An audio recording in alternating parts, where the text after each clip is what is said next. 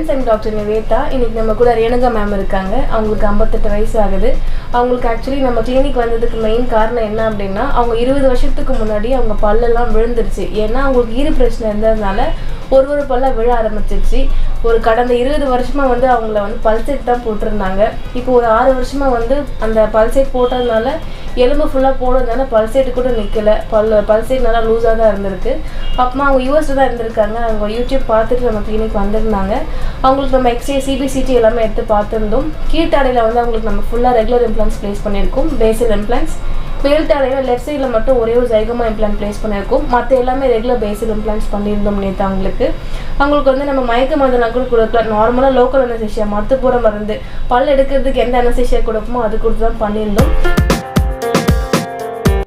நேற்று வந்து அவங்களுக்கு நம்ம ஃபுல்லாக இம்ப்ளான்ட் ப்ளேஸ் பண்ணியிருந்தோம். இன்றைக்கி ட்ரீட்மெண்ட்டோடைய 2வது நாள். அவங்களுக்கு வந்து இன்றைக்கி தாடை அளவு எடுக்க போகிறோம். ஸோ அதுக்கு முன்னாடி அவங்களுடைய சிகிச்சை அனுபவம் நேற்று நைட்டும் எப்படி இருந்தது நம்ம அவங்ககிட்ட கேட்டுக்கலாம். சொல்லுங்கம்மா. யூஎஸ்லேருந்து வந்திருக்கேன். அங்கே ரொம்ப பிரச்சனை இருந்துச்சு. நான் யூடியூப்பை பார்த்துட்டு இங்கே வந்தேன். இங்கே கொஞ்சம் பரவாயில்லமாக இருந்துச்சு. எனக்கு எந்த பெயினும் இல்லை. அவங்க சொன்ன மாத்திரையெல்லாம் போட்டுட்டு இருந்ததுனால எந்த பெயினும் இல்லை, நார்மலாக இருந்துச்சு. நமக்கு இன்றைக்கி நம்ம தாடை அளவெடுக்க வந்திருக்கோம். யூஸ்வலாக ஜைகோமா இம்ப்ளான்ட் பண்ணுறோம் அப்படின்னா சில பேருக்கு வந்து முகத்தில் வீக்கம் வர்றதுக்கு வாய்ப்பு இருக்குது. ஒன்றுமே இல்லை, வந்து வீக்கமும் இல்லை. அவங்க ரொம்ப பாசிட்டிவாக இருந்தாங்க. ஒரு பிரச்சனை இல்லை, வழியே தெரியல. ஓகே, எல்லோரும் நல்லா கோஆப்ரேட் பண்ணாங்க, நல்லா ஃப்ரெண்ட்லியாக பழகினாங்க. ஓகே. இதே நாங்கள் கோயம்புத்தூரில் சும்மா கேட்டோம்.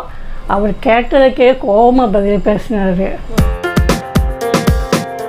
அதுக்கப்புறம் தான் சரி யூடியூப் இங்கே சென்னை தூரம் நினச்சிட்டு இருந்தோம். ஆக்சுவலி என்னன்னா மேம்க்கு இவ்வளோ வயசானாலும்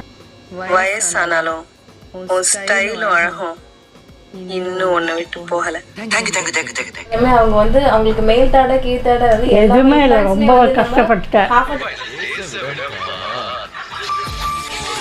டேலே முடிச்சிட்டோம். அவங்க சொல்கிறாங்க நாங்கள் கோஆப்ரேட் பண்ணுறாங்க. ஆக்சுவலி மேம் தான் வந்து நல்லா செமையாக ஃபுல்லாக கோஆப்ரேட் பண்ணாங்க. மேம்க்கு வந்து ஒரு 2 hours முன்னாடி நம்ம அளவு எடுத்திருந்தோம். இதுதான் வேக்ஸ் ஸ்டைல் சொல்லுவாங்க. இந்த மெழுகில் வந்து நம்ம பல்ல வச்சு காமிச்சிருக்கோம். ஸோ அவங்க வாயில் இப்போ எப்படி இருக்குன்றத செக் பண்ணலாம்.